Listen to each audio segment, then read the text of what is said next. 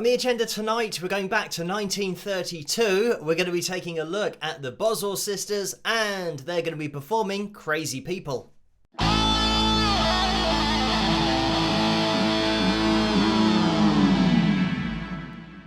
Hello, Phil here from Wings of Pegasus, and welcome to another analysis video. If you enjoy this video, please give it a thumbs up and subscribe. So we had to take a look at the Boswell Sisters, considering the fact that we recently looked at the Lennon sisters, and they were hugely influenced by these ladies. So we'll get them up on screen and see how they get on. Quite complete without those three little girls from New Orleans. Permit me to present the Boswell Sisters. Connie, Vet, and Martha. Crazy people, crazy people, crazy people like me, go crazy over people like you. Goofy people, daffy people like me, go crazy over things you do. While we are underneath the moon above, you've got me acting just like a loony, it must be love, sweet love. Crazy people like me, go crazy over people like you.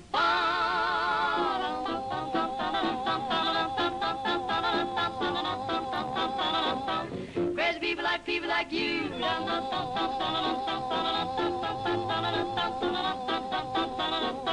Crazy people like the things you do when we are under the moon above. You got me acting just like a loon. It must be love.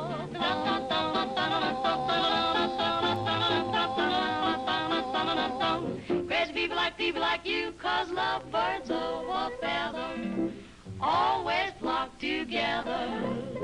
It's an old custom of the horse that keeps folks from drifting apart. Now that's the reason, baby, that I call you baby. We're each other's counterpart. Crazy people, crazy people, crazy people, crazy people, crazy people like me go crazy over people like you. Wow, goofy people, daft people, daft people like me go crazy over things you do. Wow, don't mind if I rave a lot, sweet angel child.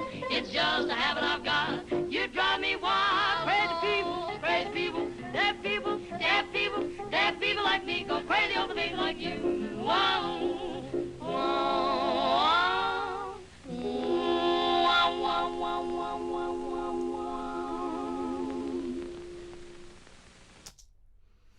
And there we have it. So, what I love about these sisters is that back at the time of 1932 in this case, actually they were performing in 1925. So, pretty much 100 years ago now in New Orleans. This is the sound that you would get. But what I love about them is the way that what they're doing is throwing the rule book out the window as it was back in those times, because you had jazz being something that was obviously, jazz and swing, those are the things that were going on at this time, but it was quite uniform, and jazz was a particular sound, and these girls started to take that sound and totally change it. And it's amazing to think that back in the day, people complained about this sound and these girls and them being played on the radio. They didn't want this because it was just so outrageous, changing jazz in this way. And what I mean when I say that is imitating instruments. It's something that hadn't been done before. So even at the end, but throughout this performance, we get this wow, and they're making noises that isn't singing. There didn't used to be that before. People just used to sing, and that was it, and that was accepted. So they started making these noises, which of course the purists didn't like at all. And not only that, they would start to put rhythmic elements into their singing, and like almost what was described as gibberish, not using words and just making noises, but putting it in musically with melody. The other things that they did, or the other things that they did, changing tempo, which, you know, you get here as well. The other thing that they did, which is now commonplace and even has its own expression or descriptive word of being a mashup, is when you put together different songs. And that's something that they did. They took words and parts of other songs and did it all within the same song, just having a little break off to sing something else. Again, that was totally breaking the rules. You're not allowed to do that. You just do one song and that's it. And then you get off stage. But these girls just, really did their own thing. And that even goes to the point of vocally, a lot of harmonizing groups had different ranges and they stuck stringently to those ranges. So you'd have somebody who would be singing, for example, with the female ranges, you'd have soprano, mezzo-soprano, contralto. You'd have these different ranges that each singer would stick to, and that's how they would harmonize with each other. But the Boswell Sisters just mixed it up, that they all covered each other's ranges. They had that ability, but whatever sounded the best, they just did that rather than saying, okay, I'm not allowed to sing that note because I'm not technically a soprano, I'm a mezzo-soprano, so I won't go up that high. So, they're even throwing out the rule book of singing as it was accepted as at the time, of sticking to your range and just hitting particular notes for your voice.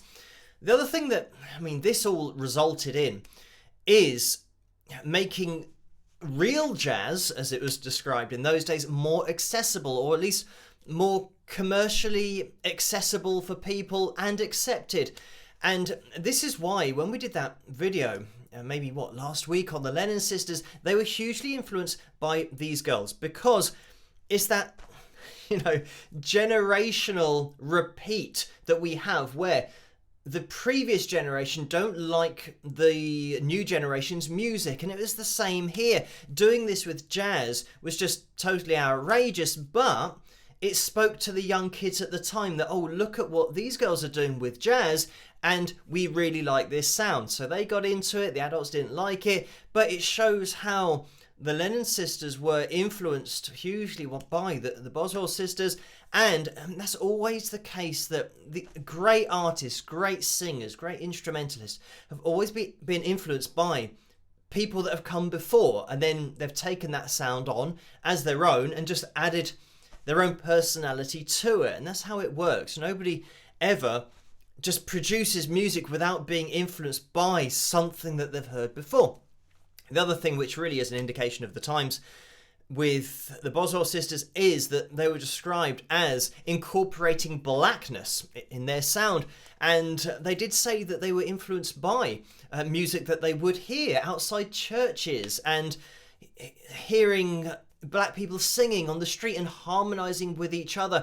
So a lot of the sounds and a lot of this sound is taken from that. And it tends to be the case when you're looking this far back that you had the whole segregation thing going on, and a lot of the white performers were being influenced by the black artists, and just the, general feel of the black community being so strong together and being musically inclined, because that's how they dealt with just the situation at the time, and having that release through music. It's almost just being an unfiltered expression of how they're feeling, because that's exactly what you got. They weren't going to pull any punches, because that's the only way they had to express themselves. So, having said all that, I think that anybody back in 1932, if they got transported forwards almost 100 years, they wouldn't believe they'd have a heart attack at what's going on in the music industry nowadays, if they think that imitating an instrument is absolutely outrageous and not acceptable. But we will get into the analysis, of course, and just to mention that they actually referred to this sound, or the noises that the girls made, imitating instruments, all that kind of stuff, as Boswellese gibberish. So there you go. They had their own term for it. I love the attention to detail with their hair, the way that they've got the curl. Each girl has styled their hair in that particular way. I have isolated the vocal, so we'll listen to just the vocals here to pick out what we can. Crazy people like me go crazy over people like you. Goofy people, daffy people like me go crazy over things you do.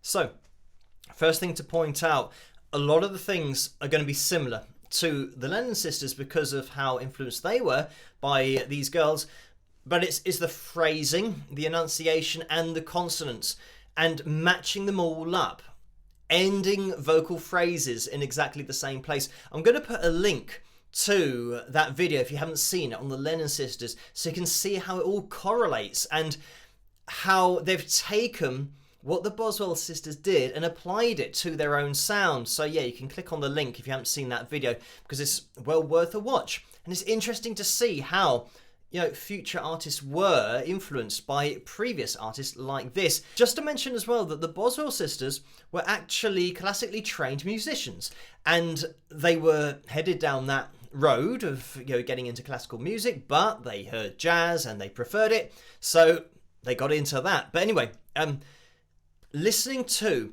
how precise they are with every single word that they're saying, and when we're focusing on it in this kind of detail, it means that when we are ending on a consonant, when that vowel isn't being held, vowels you can hold and then apply vibrato, which we will hear, but when they're ending phrases very quickly, they all end at the same time, and it's phrasing each word in exactly the same way, so that, for example, S's are something that stand out. And they'll come across the microphone. This is why you apply a de-esser to vocals on studio tracks, because it's a very harsh sound.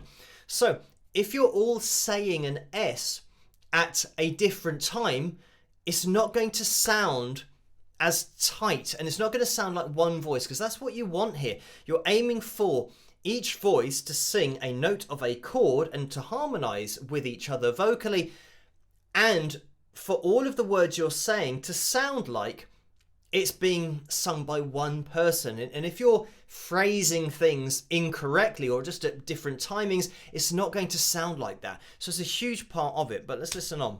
While we are underneath the moon above, you got me acting just like a loon. It must be love, sweet love. So just looking at the pitch monitoring software, of course we've got multiple voices going on throughout this whole performance, and occasionally a lead vocal, which it will pick up. It's too much information when there's 3 voices going on, but you can see the pitch accuracy, the E4, and I mean loads of sliding here as well. Again, that's something that the purists might not have enjoyed about this performance, about sliding up to notes, sliding down. They'll say, oh, notes are easier to hit if you slide to them rather than just hitting them straight between the eyes to begin with. But let me just take this back again. Listen to that vibrato. It's actually quite fast. It's not dramatic at all, and it's kind of more of a wobble. We'll listen again. I'll do it in slow motion. Yeah, and we are covering 2 semitones here kind of right at the end, but when we're listening to the speed of it, it's a really fast vibrato. And again, another thing that the girls will do is match up their vibrato, but I would say not to the extent that the Lennon sisters did. You got me acting just like a loon. It must be love, sweet love. Crazy people like me go crazy over people like you. So listening to each of those words, especially when you're singing words a lot faster, getting that timing is obviously more difficult, but this kind of thing, when you're singing, harmonizing with each other, you've got to be spot on with your phrasing. Let's have a listen, kind of the cadence of your delivery of each word. People like me go crazy over people like you. And listen to the way that they blend over. They don't really pronounce the V in order to get that to get that timing, to make it really strict. Listen again. Crazy people like me go crazy over people. Crazy up people. They actually forget about the V of over because it wouldn't then fit the timing. I mean, tiny details, but this is how you blend the voices together to keep the timing rolling on, and just kind of skimming over consonants in parts and editing your enunciation to get a smoother delivery in time with each other. Like you.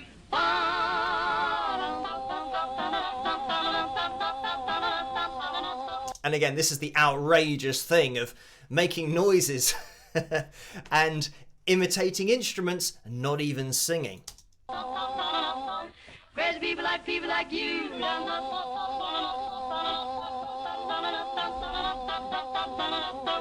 Crazy people like the things you do when we are under the moon. The moon above, you got me acting just like a loon. It must be love.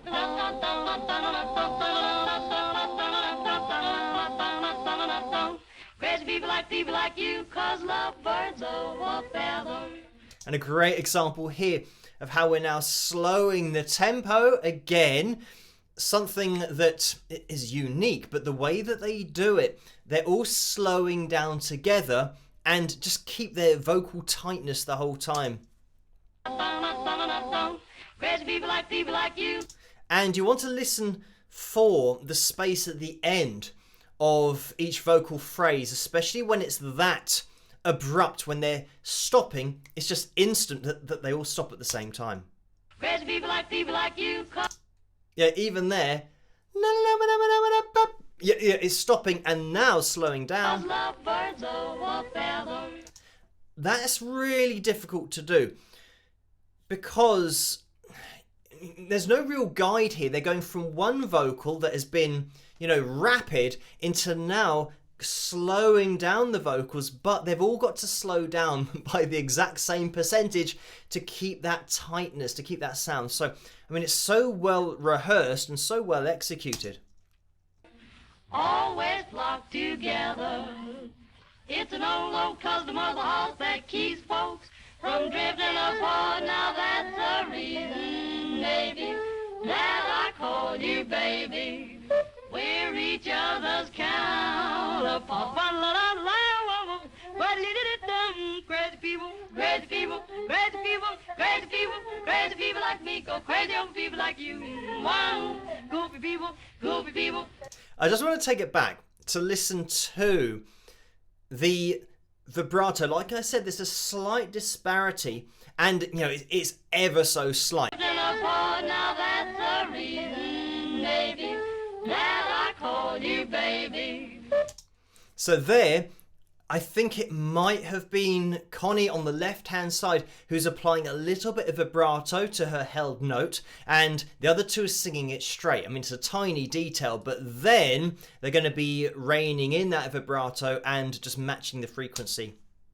We're each other's counter. There.